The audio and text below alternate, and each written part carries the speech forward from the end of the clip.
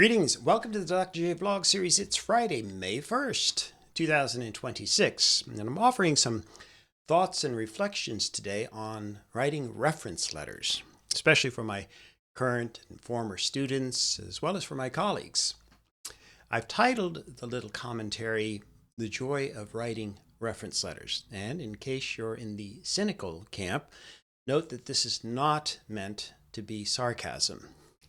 On the contrary, at least for me personally, I find great joy in writing reference letters, and I'd like to explain why. So first and foremost, it's something tangible that I can do to try to help someone. I'm not in the operating room saving people's lives or building people's decks in their backyard, although I did that in the summer of 2020 for fun. So what can I do for other people? I can write letters. And that's actually one of the few things that I'm pretty good at. So people need help to get into programs. They need help to get into graduate school. They need help to secure new jobs or even just volunteer positions. They need references. And that's something that I can provide. Second, and this follows logically from my previous vlog on marking student papers, I experience a great deal of vicarious pleasure in writing these letters.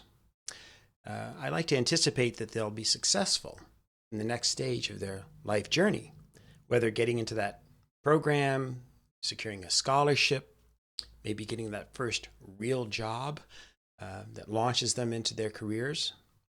Honestly, it's such a great joy helping to provide this kind of assistance.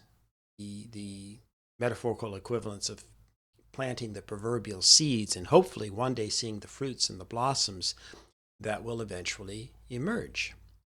In fact, the only thing I really request of anyone who asks for a reference letter, just let me know what happens. In most cases, people are successful, but not always. Either way, I can at least send a congratulatory note or help share in your joy or success, or I can, in some instances, maybe commiserate or help strategize and plan for next steps if things didn't work out this time.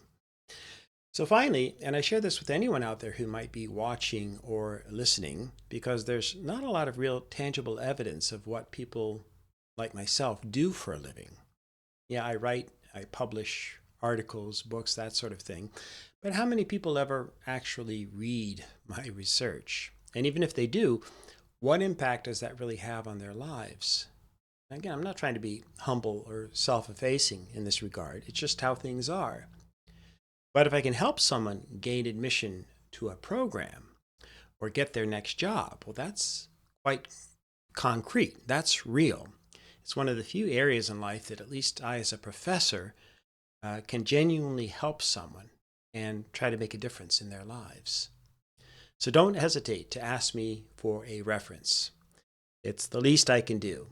As the old joke goes, never let it be said I didn't do the least I could do. But once again, let's face it, I'm a bit selfish on this point too. It makes me happy if you're excited about applying for something and hopefully moving forward successfully. That's the greatest joy I get in life. I mean, apart from having my own children and being with my lovely life partner. But I'll never get tired of hearing about the stories from my former students, what they're doing, where they're going, what drives them forward. And if I can help in any small way, I'm more than happy to do that. Same thing with my colleagues, by the way, two of whom are waiting to hear later this month whether they're going to be recognized by their respective universities for these major awards and appointments. So I sent letters of reference several months ago on their behalf, and I hope that they are successful. That would be amazing. And I guess that leads to my final point in all of this. I guess I've reached a point in life where I believe to my core that our prime directive as human beings is to help each other out and to try to enrich everyone's lives. That's the only wealth I personally genuinely value. My wealth will never come from self-enrichment, meaning the naked pursuit of money or power or social recognition, etc. Rather, self-enrichment for me means I've used my energy, my resources, etc. to help make this a better world. And more specifically, I've helped someone else along the way in their life journey. And the more people I can help along the way, the richer I become.